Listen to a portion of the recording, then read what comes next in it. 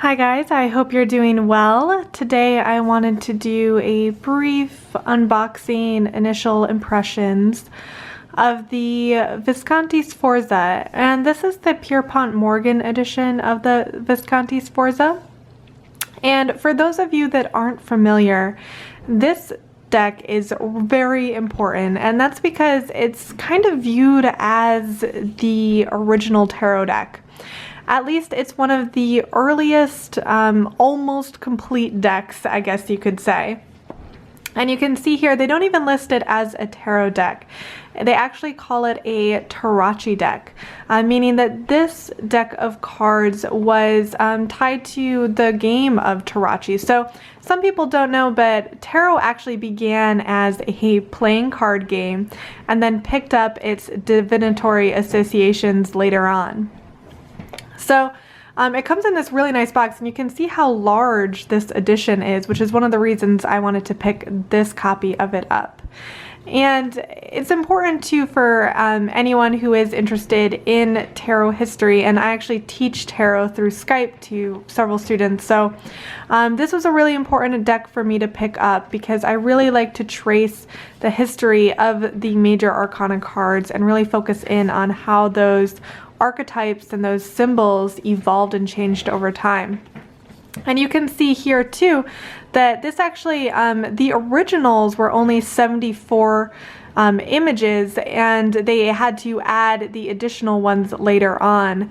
And this was created in the mid-15th century, and it was created for the Visconti-Sforza family. And a lot of the originals are in New York, and then some of the remaining originals are in Italy. And it's exciting too because I'm actually going to Italy in September. So I won't be going to Milan, which is where this deck originated, but I will be going to Rome and Florence. So I wanted to do a bit of learning on traditional Italian decks before I head that way.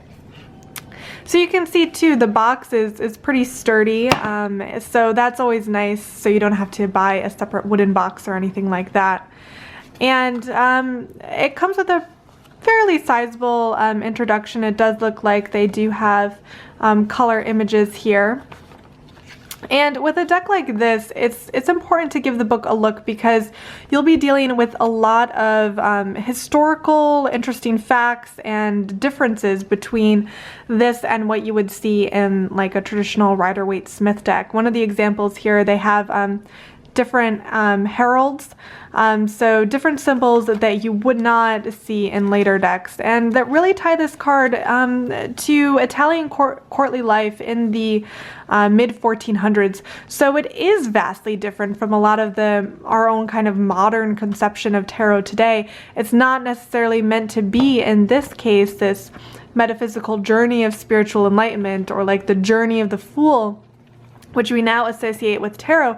This is more a commentary on courtly life during this time period in Italy. So the meanings too can likewise change and evolve based on the specific history of the particular deck. And you'll see here that we're starting with kind of just kind of a nice introduction card here. The cardstock is pretty thick. It's got a reddish kind of old world looking background. And I think I might gild the edges, I'm not sure. Or maybe it might be better to just kind of find like this burnt red color and do the edges in that same color.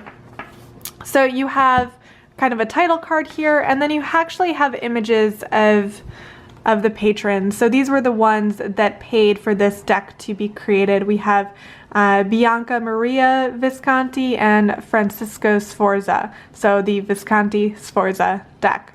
So thanks to these two individuals in mid-1400s, we now have tarot.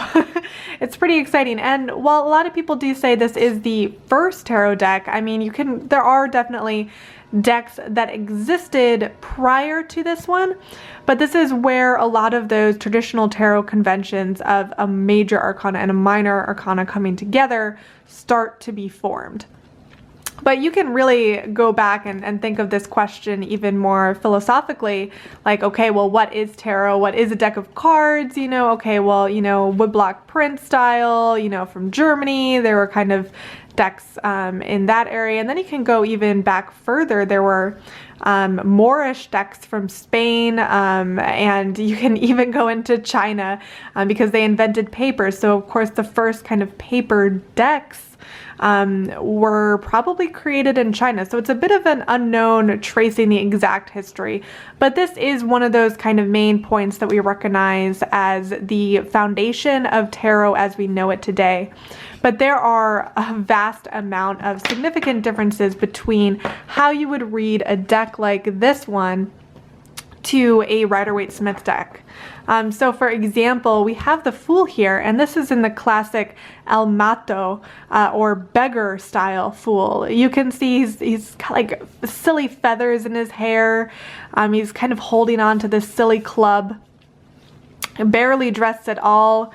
Leggings with no kind of socks, his feet exposed. And that brings up kind of an interesting idea. I mean, the Fool as we see it is this kind of optimistic message to go for it, to embrace that childish enthusiasm, to embrace that sense of naivete.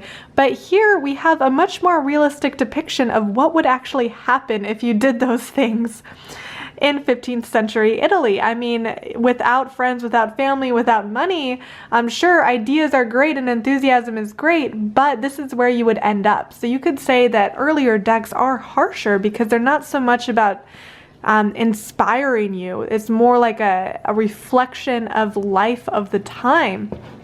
And anxieties surrounding money and status were a huge concern. So the Fool here is not this bright, optimistic image that you associate now with the Rider-Waite Fool. Here it's dark, it's depressing, and it should give you anxiety. Thus, you know, your interpretation of the Fool can really end up shifting based on what deck you choose to read with. And here with the Magician, again, we see the Magician is seated, a huge departure from our idea of the Rider-Waite Magician that's standing up, directing that energy, commanding that energy. Here he's relaxed. He does maybe have that wand here. It almost looks like a writing tool of some kind. A knife, a cup. I'm not quite sure what this is. I'll definitely have to check that in the book. It almost looks like a hat. But yes, you can see that there are some right away clear differences for this card. And too, in the High Priestess, we have a very Christianized version of the High Priestess. We do have a book of knowledge, a staff here, but all of that moon pagan style imagery is gone. There is a triple crown that you see on kind of a Hierophant card usually, but there isn't much suggesting the veil beyond. There is no black and white pillars connecting this card to the Temple of Solomon. There is no veil that you're peering behind with the pomegranates. All of that comes later. Here we are basically referencing what looks to be almost like a female version of a Pope figure. I mean, she's kind of like a nun. She has that habit style top, the rope cord, it's almost monk-like. Of course, I don't know if nuns would be wearing a similar type outfit, and they definitely would not be crowned. So it is kind of a neat mix that they're kind of going for this card. Here with the Empress, you do see a very nice herald here, and that's another reason why you would need to look into the history, because with some of the early tarot decks, the Empress and the Emperor cards actually depicted who was in charge politically at the time. So very much about royal courtly life here. And here she does kind of have a staff, and here he has that scepter and the orb, that kind of ever-present knowledge that he is in control of the world.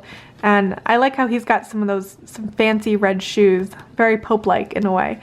And you can see how these originals would be very gilded in the background. I mean, these must be absolutely wonderful to see in person, so I definitely do plan on going to that museum in New York. Again, I believe that was the, let me see, the Morgan Library and Museum in New York City. So I definitely need to check that out next time I am in New York. And here too, he has the matching herald, definitely suggesting that this is husband and wife here. We have the Hierophant, or the Pope, very finely dressed, and interestingly, he does have that triple crown, same crown as the Popess, or the High Priestess in this instance. So you do definitely get this connection between almost like this is like a female like Pope figure here. His hands are in the blessing gesture, but you're not seeing his subordinates or those monk-like figures below that you would see in a Rider-Waite deck. Now the Lovers, this one's unusual. I mean, of course, you're not really getting much of that Adam and Eve storyline. In fact, too, the figures, they look young. They look almost 13. You have this Cupid and this kind of the red in the background. It almost makes me wonder how much of that was an original design choice and how much of that was damage of the actual art piece. And here they're like holding hands, shaking hands, which is funny, but also very apt, because early marriage was in fact a transaction. It was a business transaction. And it's very far removed from our romantic notions of, you know, love and marriage. Back then it was meant for alliances. So that's what they are referencing here. The Chariot, we have the charioteer here. I guess that is a man. It's almost obscured the amount of gilding, similar in his outfit as in the background, so it's a bit hard to see. I believe the charioteer is even on a throne on top of the chariot, which is pulled by two Pegasuses or Pegasi. You can see their gold wings. I'm not sure what the plural of Pegasus is. You'll have to let me know in the comments. So a really beautiful chariot card here. Now it looks like we have justice for number 8, and sometimes justice and strength are switched. So it looks like in the earliest versions, justice was meant to be number 8 and strength 11, and that is different than the Rider-Waite, which flips it and has strength as number 8. And you'll notice too that there are no numbers, there are no names, so this is definitely not a starting deck. You kind of need to know what these cards are and what they're about before jumping in. You do have that classic sword pointed upward, the scales. You do have this chivalrous knight in the background, which is funny. Is he defending her honor? I mean, it looks like she can defend herself, right? With that that big sword there. And I love how, again, our tarot justice is not blindfolded, which is a huge departure from representations of justice that you see in courtrooms, in lawyers' offices, where justice is blind. And I love how tarot justice suggests that, you know, perhaps the world is not necessarily as impartial as we would like it to be. Things are not so much black and white, but shades of gray. And no one can fully be impartial because we humans are imperfect. So I love how the idea of justice not being blindfolded goes all the way back to the Sforza. And here you have the Hermit. And our Hermit here he has no lantern. He is in fact a representation of the archetype of Father Time. So that again is very different from the Hermit in the classic gray robe you would see in the Rider-Waite Smith deck. That's tied to more ideas of kind of that wizard Gandalf archetype, or even tied to the idea of Odin perpetually traveling around Midgard, hoping to learn about our ways and customs. Ever curious Odin. But here we actually have a Father Time. He has his hourglass in hand as he walks along with his staff. And he's no longer on that mountain. He's kind of on the ground there. Wheel of Fortune, it looks like we have the main figure blindfolded. We have an angel here, some text. I will have to translate that and get back to you on what that is. And it's all resting on top of this poor gentleman below. The wheel, of course, in the cycle here, good representation, and it's absent of a lot of the imagery that you see in later wheel cards that tend to be full of Gnostic ideas, Hermetic ideas, a lot going on in the Wheel of Fortune card, but here it's a bit more simplified. So this would mean card 11, be in strength, and could you get a bigger departure from the Rider-Waite-Smith strength? This is absolutely 100% the opposite idea. In the Rider-Waite-Smith deck, you have the beautiful maiden working with the lion. They are connecting together. They are using empathy and compassion to understand each other. And it's all about that inner strength. Here, he is about to beat that lion into submission. Not the approach that you see in later interpretations of strength cards at all. So that almost leads me to question, how would I use this one in a reading then? I might have to completely depart from my traditional reading style for interpreting this card in this particular deck. So that could definitely be a difficult conundrum, but I am up for the challenge there. So next we have the Hanged Man, and you can't really see the tree that he's hanged on or what he is hanged on, but we do have him upside down with the 4, the legs making an upside down 4, so that is similar here. Death. Now this is a gorgeous death card. It's got this kind of cloth draped over the skull. Is this a bow here? A long bow? That is absolutely stunning. So it's elongated. It takes up the entire space. A really nice death interpretation. Definitely more of a Grim Reaper style than a Four Horsemen of the Apocalypse style that you get in the Rider-Waite-Smith. But I really do like this imagery here. So this would make this one Temperance, and is there even water being poured? It doesn't look like it. We have the gorgeous figure here, but the water is somehow absent. So again, that is a departure, but a beautifully detailed robe that she's wearing. And we have our devil. This one looks dramatic. Such an odd midsection here. It's almost like mermaid scales in the middle. A very grotesque, frightful figure. Oh, I love how it looks like his hand's here, but it's down here. He's like holding up that hand. Is this perhaps snake-like, almost at the top, the bat wings? And then here, indeed, you have the 2 figures from the Lover's card wrapped up and chained up here. So very dramatic devil and very colorful compared to some of the other cards. I almost wonder if this was not one of the ones that was not in the original deck that they had to kind of create an image for, because it does seem like a big departure. So we have the tower, 2 figures falling from the tower, and coming out of it looks like this sun, a cloud, thunder cloud, and a castle.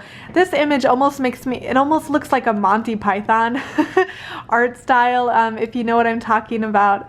But yeah, again, really vibrant like the devil card. Really beautiful colors on that one. So here we have our star. Looks very much like Lady Temperance here. Similar outfit with the star she is holding up above. Again, that card of healing, the light at the end of the tunnel after that tumultuous time with the tower.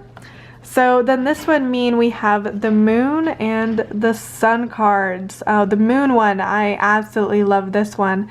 The sun, I tend to not be very partial to sun cards, but this one's kind of interesting. I do like the head that's inside of the sun. It's almost Apollo-like.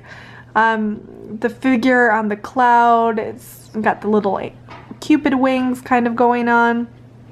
And then here you have the feminine moon depicted. Okay, so then it looks like we have judgment here. People rising from the grave. A king-like, I guess this is meant to be a godlike figure, having them rise above to meet him. And we have the world, two small angel Cupid-like figures holding up a world, which in this case is a castle. Again, that constant connection to courtly life during this time. This is so much not necessarily about a metaphysical journey, but really about society and rules and boundaries and traditions during this time period. So it's a great historical study of Italy in that way. So it looks like we are moving on to the major arcana. So it looks like we're starting with swords, and we have our page, our knight, our queen, oh that's lovely queen, and our king. So you do have, you know, your 4 court cards, and then you have pip style for your minors. So let me pull out so you can see. I'll have to translate this. Let me know if you know what that means in the comments. So you have your sword just kind of repeating in number here in a similar style. So that's what you have for the swords. And then it's looks like it's pretty much repeated for the other suits here. Looks like we have wands. Or staves, as they might be called. And let me pull those out. Yep. Then we have, let's see, what would this, is this cups? It's a bit hard to see with that gilding. Yeah, it looks like they are in fact holding cups. And then here you have your cups in the pip style. Here we have our beautiful ace. That's lovely. Lovely ace. And then finally, we have our pentacles. You can see the gold coin there. 4 court cards and our pentacles. Just decreasing in number here until we get to the ace. Oh, and a very nice shield in the center there. So that is it for the run through. I mean, obviously I didn't spend too much time on the minors because they are in that classic pip style. But overall, I think this was a really good choice to go with this large sized version of the Visconti-Sforza. I do think it's important, if you are a tarot teacher like myself, that you do have these historic decks. So you can really trace the origins of tarot and the origins of the major cards, the origins of these archetypes. So you can really display and discuss, you know, in class, in discussion, how these figures have evolved in their meaning and how that thus changes your own reading style and interpretation. And if you are a huge history buff, like I am definitely planning on doing some research on Miss Visconti and Mr. Sforza, so I can get some more knowledge on their decision to commission this deck and like the actual artist. I'm not sure how much is known about the actual artist who designed these images. And then like visually too, if these all had gold leaf on them, which I'm guessing originally this would have been a monumental expense during that time period. And you can think of too, you know, obviously with the Renaissance, it was all about the wealthy patrons. They were the one that supplied the excess and the opulence of the artistic ability of those artists. So thanks to them and patrons like them, we have such beautiful artworks. And in this case, one of the first tarot decks in existence. So let me know what your thoughts are on the Visconti-Sforza. If you actually use this deck in readings, or is it more of a teaching tool, a meditative tool for you? I'd love to know. And till then, we will talk later, and I will see you next week. Bye.